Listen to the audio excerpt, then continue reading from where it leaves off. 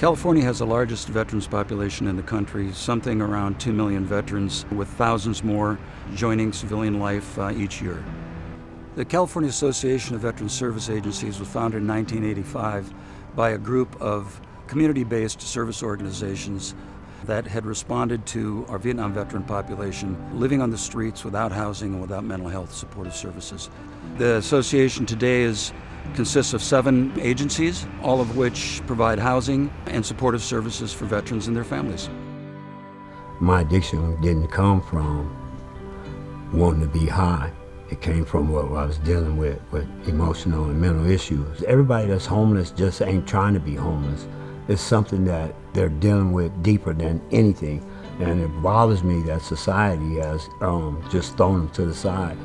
These cats serve, regardless if they were in war or not, they were willing to give their life. VRC was founded in 1972 by a group of Vietnam veterans who couldn't find the support they needed when they returned home. For nearly 50 years, we've lived and worked in the same communities as the veterans we serve. We're a mission-driven agency staffed by veterans and non-veterans alike, and we're passionate about the work we do. Today, we operate 14 resource centers across California, Arizona, and Nevada, where each year we help thousands of veterans from all eras live up to their full potential so they can build happy, healthy, and enriched lives for themselves and their families. Well, I think the most important thing was the sobriety classes, because that enabled me to maintain my sobriety rather than sliding back into drugs and alcohol, so that I could do the things necessary to help VRC help me. Due to the mental health issues, I had problems expressing my emotions and feelings about things that prevented me from getting help sometimes. We'd rather have a hand up than a hand out. Most veterans that I know, it's kind of ingrained in us that you don't surrender, and in this case you have to surrender in order to get help, and I really didn't have a problem because I was desperate. There are a lot of vets that need help. There are a lot of vets that don't get the information in a timely manner.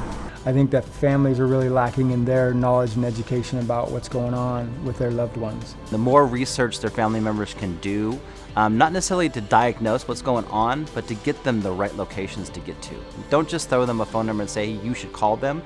It's more of, hey, I have this information, let's go ahead and walk through it together. People can't see mental health the way they can see a physical disability. Because they can't see it, they don't necessarily believe that the disability exists. Some of the things that I look for would be isolation for sure, mood swings. A lot of the females that come to us potentially have military sexual trauma issues that they're trying to work through. They're trying to find someone they trust who they can talk to and help get the support that they need. As a case manager here, I think it's important to have relationships, because then we can actually see anything that's out of the norm. We look for signs of anxiety and worry and guilt and shame and things like that. And it's important to have that communication so we can know that there's a problem that needs to be addressed. The CAVSA agencies will not rest until every veteran and their family in California lives in appropriate housing and is receiving the supportive services that they deserve. I don't think I realized how much help I needed until it was offered to me.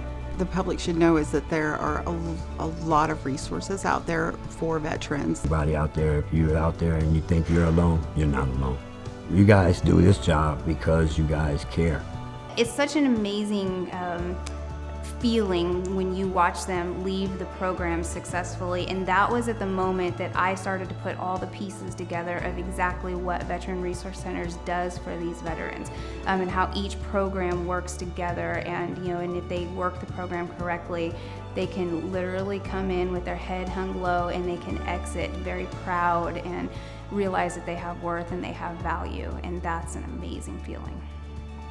I give my life for a vet. Don't leave no man behind.